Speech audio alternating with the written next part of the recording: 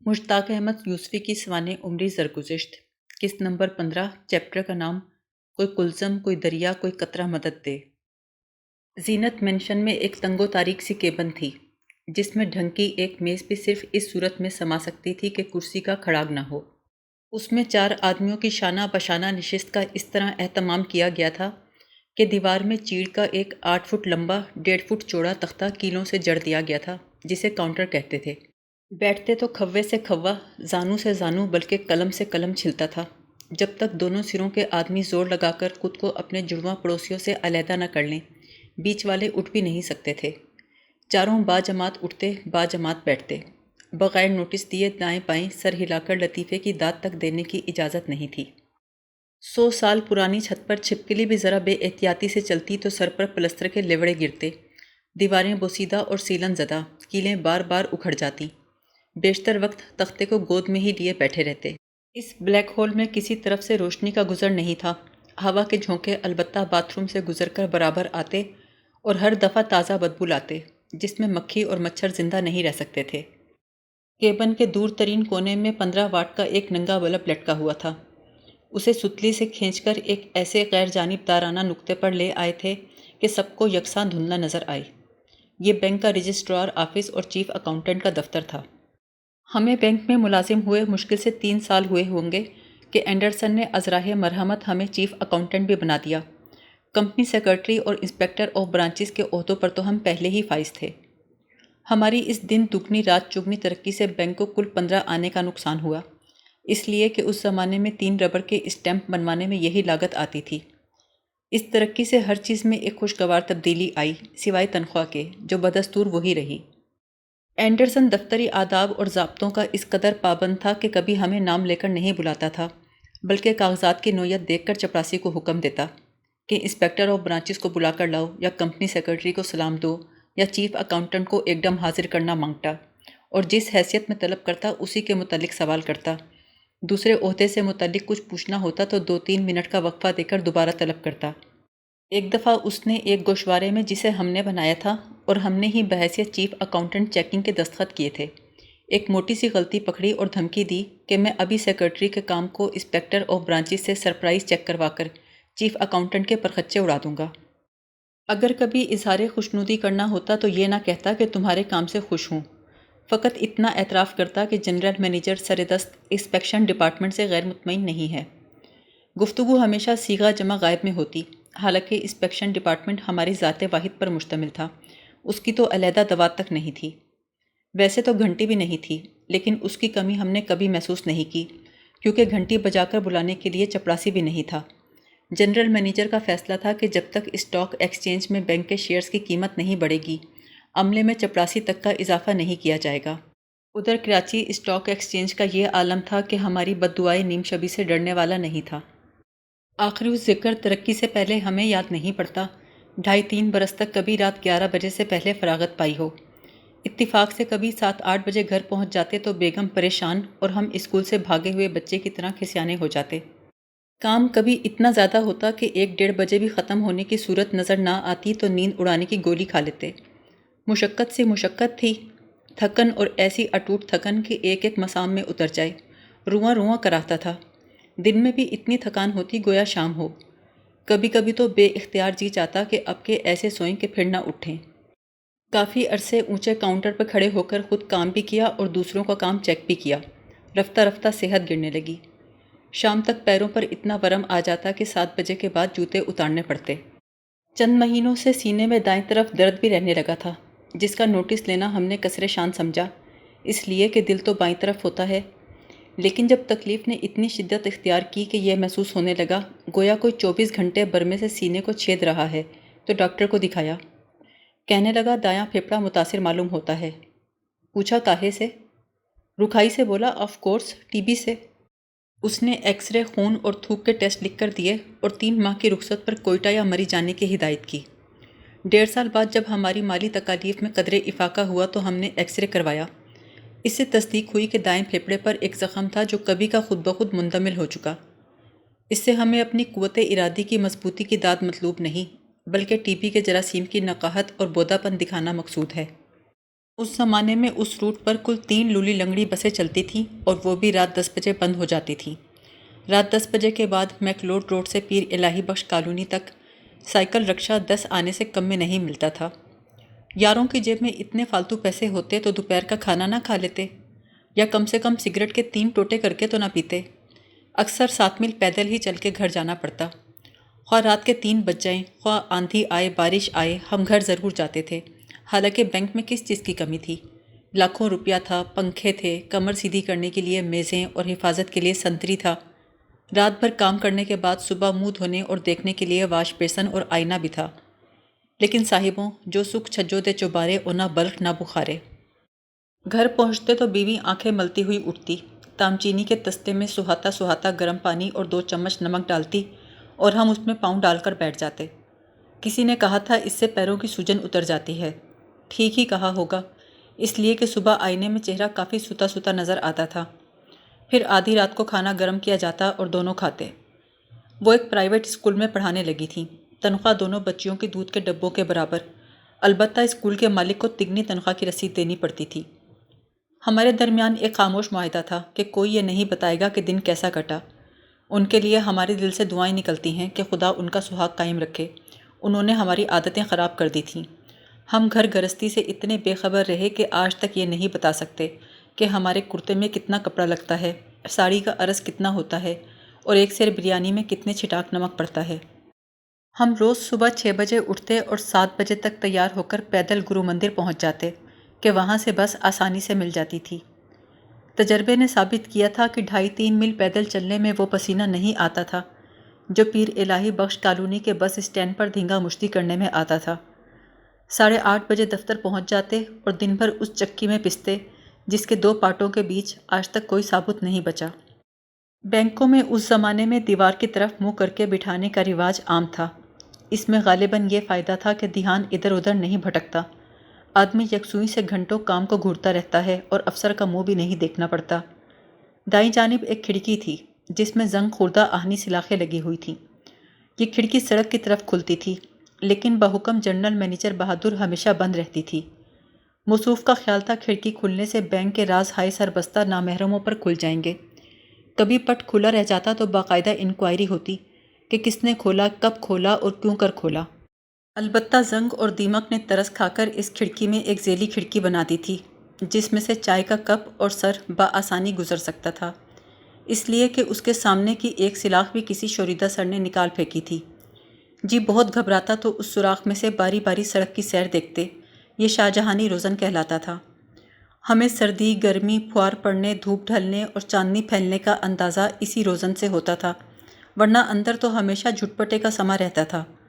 غروب آفتاب کے بعد اسے جھاڑن سے ڈھانپ دیتے، اس لیے کہ سنسان سڑک اور گھپ اندھیرا دیکھ کر دل بیٹھنے لگتا تھا۔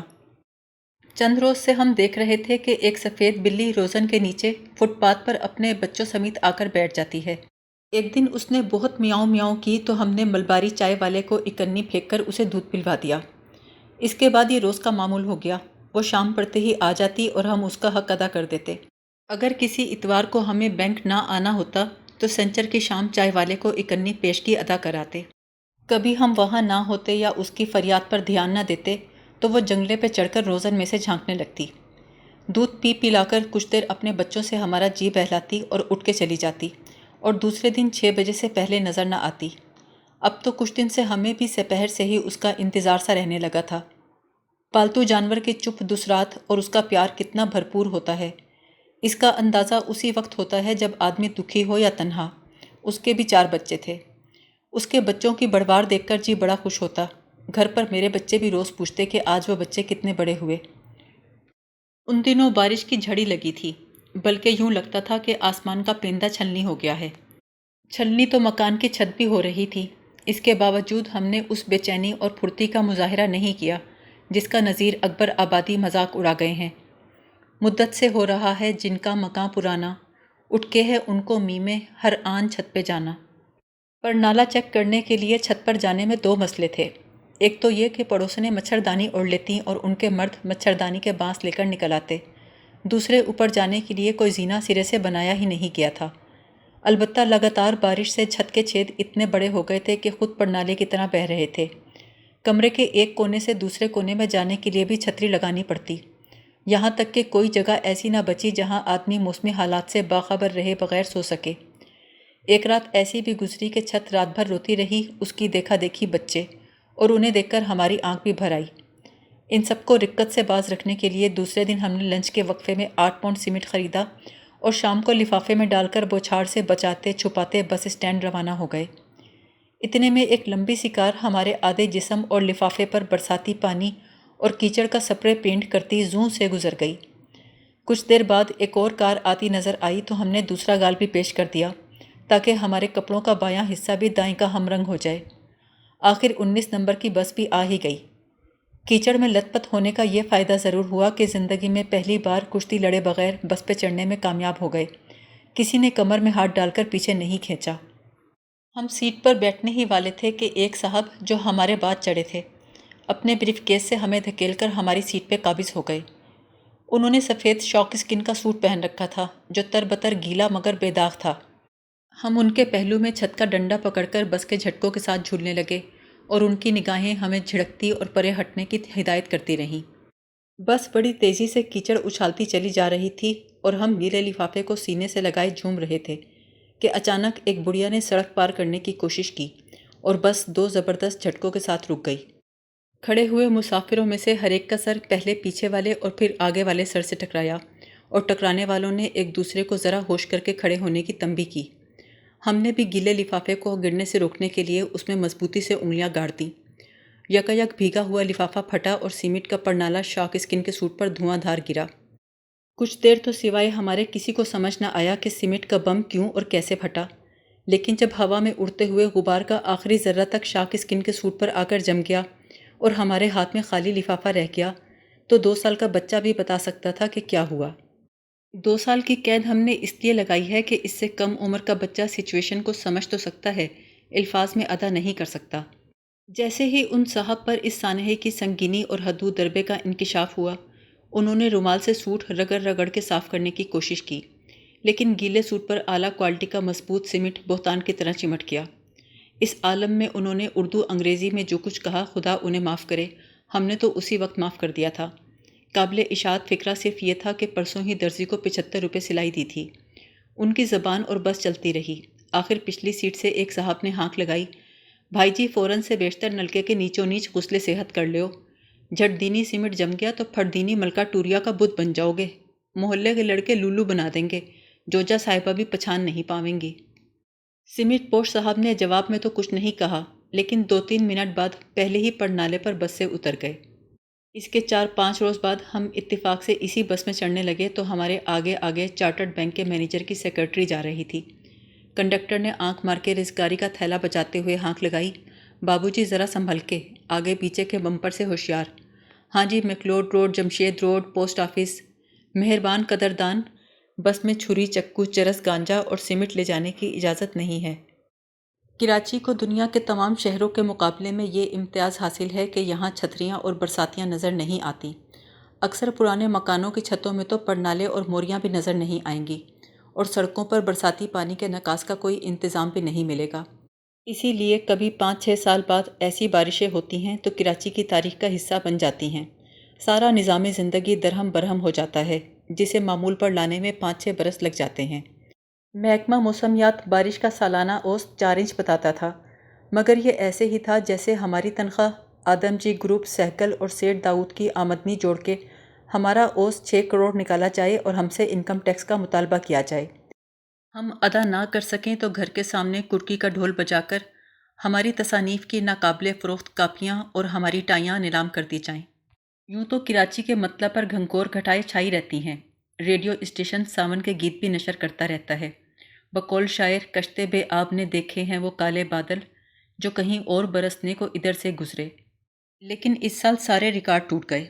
بارش اور ایسی بارش ہم نے صرف مسوری میں اپنی شادی کے دن دیکھی تھی کہ دلہن والے پلاؤ کی دیگوں میں بیٹھ کر آ جا رہے تھے۔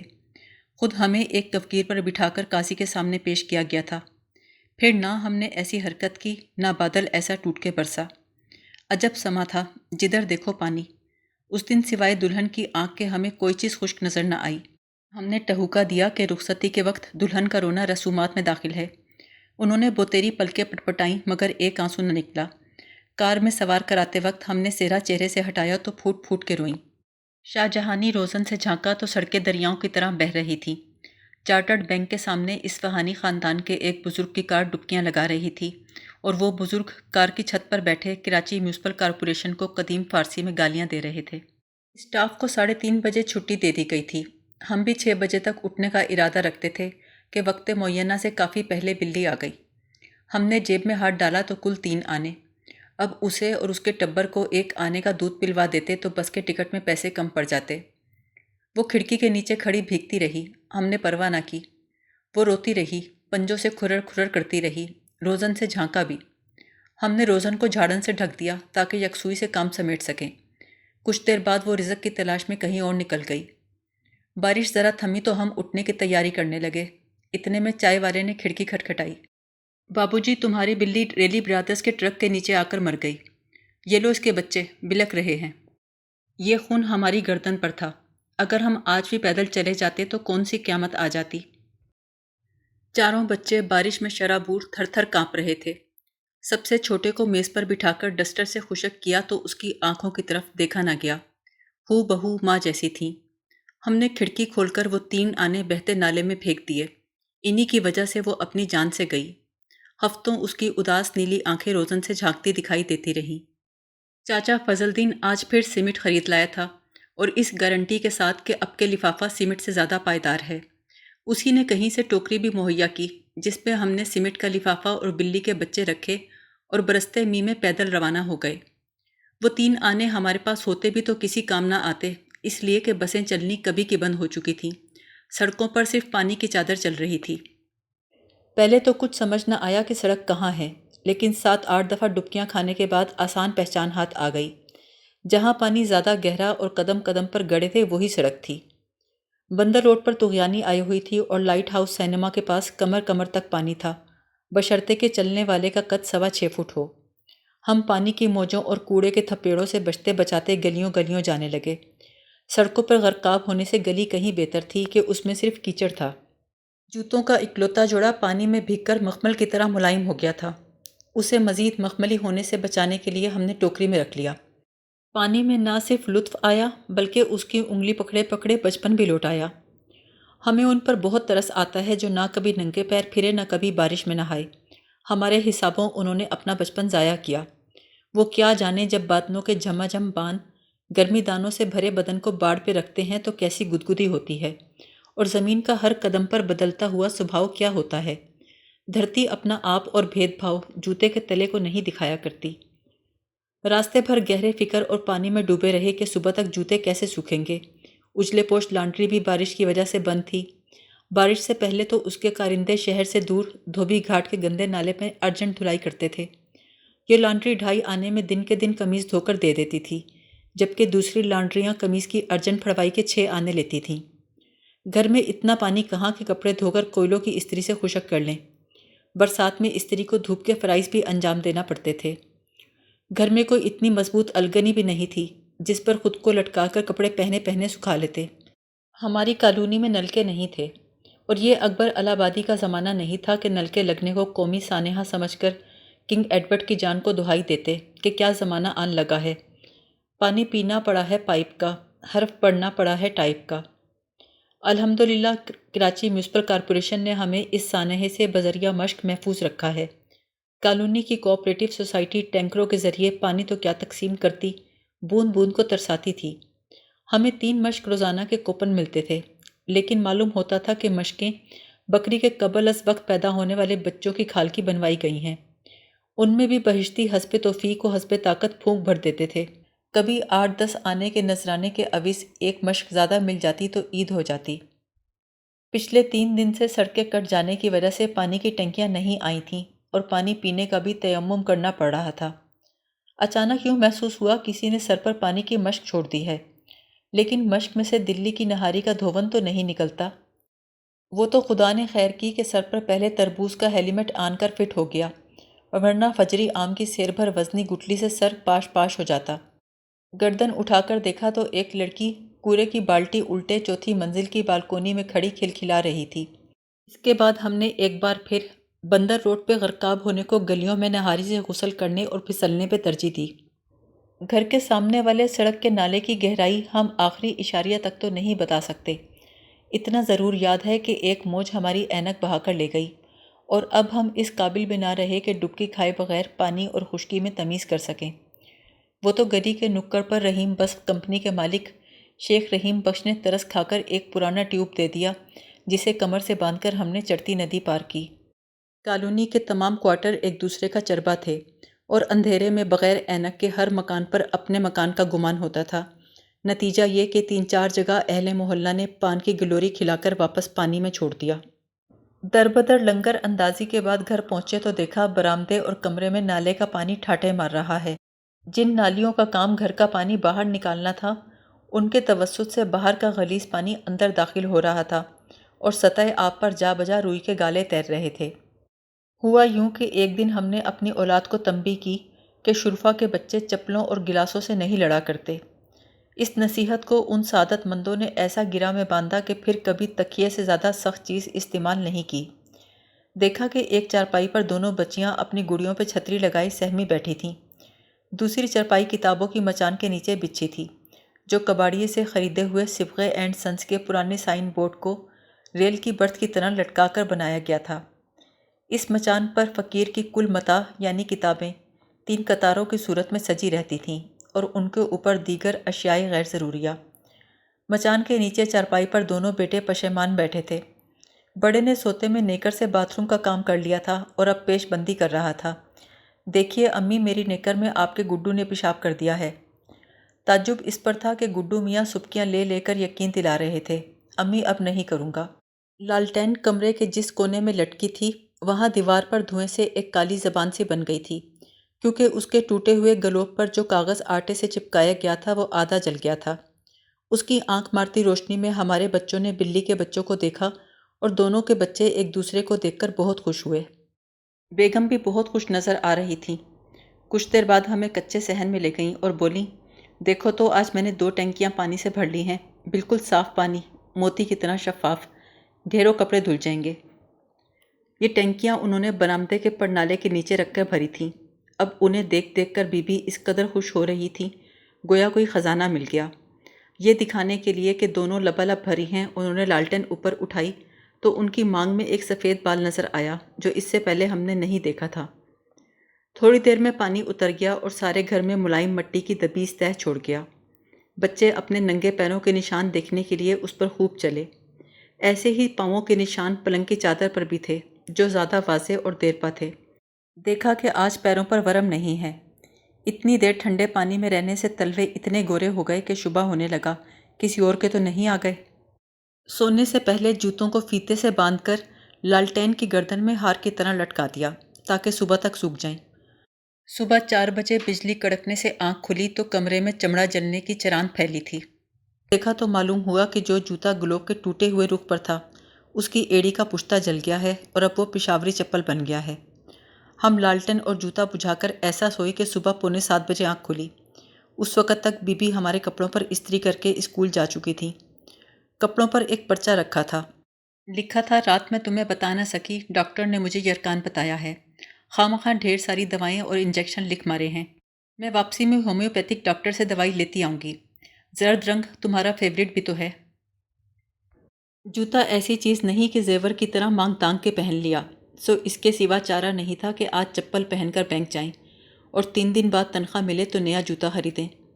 پھر خیال آیا اگر اینڈرسن پوچھ بیٹھا کہ آج انسپیکشن ڈپارٹمنٹ چپل پہنے کیوں پھر رہا ہے تو کیا جواب دیں گے۔ ایک دفعہ ایک افسر بغیر ٹائی کے آ گیا تو اس نے پوچھا تھا، کیا آج بینک ہالیڈے ہے جو یوں ننگ دھڑنگ گھوم پھر رہے ہو؟ ذہن پر زور ڈالا تو اس کا حل بھی نکل آیا، چپل پہن کر ایک پیر میں پٹی باندھ لیں گے، اگر پوچھا تو کہہ دیں گے کہ چوٹ لگی ہے، اور یہ کچھ ایسا جھوٹ بھی نہیں تھا، آخر اندرونی چوٹ تو آئی تھی۔ ایک موڑے پر نیلے رنگ کا جھاڑن سا نظر آیا، اس میں سے ایک لمبی سی دھجی پھاڑ کے پٹی باندھ لی۔ سپہر کو اینڈرسن کی نظر پڑ گئی، کہنے لگا زخم پر کبھی رنگین پٹی نہیں باندھنی چاہیے، سیپٹک ہو جاتا ہے، خصوصاً برسات میں۔ دوسری صبح تیار ہو رہے تھے تو بیگم دوپٹہ اوڑھتے ہوئے کہنے لگیں، تمہارے لاڈلوں نے ناک میں دم کر رکھا ہے، اور کچھ نہیں تو کمبخت آدھا دوپٹہ ہی پھاڑ کر لے گئے۔ ہم نے ان کے دوپٹے کی دھجی انہیں واپس کی اور جلدی جلدی ایک سفید لٹھے کے پاجامے کی پٹی باندھ کر بینک چلے گئے۔ 11 بجے اینڈرسن نے کسی کام سے طلب کیا۔ واپس آنے لگے تو اینک کو ناک کی نوک پر رکھ کر اس کے اوپر سے دیکھتے ہوئے فرمایا، جسٹ اے منٹ، تمہارے زخم نے تو 24 گھنٹے میں کافی مسافت طے کر لی ہے، دائیں سے بائیں پیر میں منتقل ہو گیا ہے۔ اب جو نگاہ کی تو دھک سے رہ گئے۔ افراتفری میں آج دوسرے پیر پر پٹی باندھ کر آ گئے تھے۔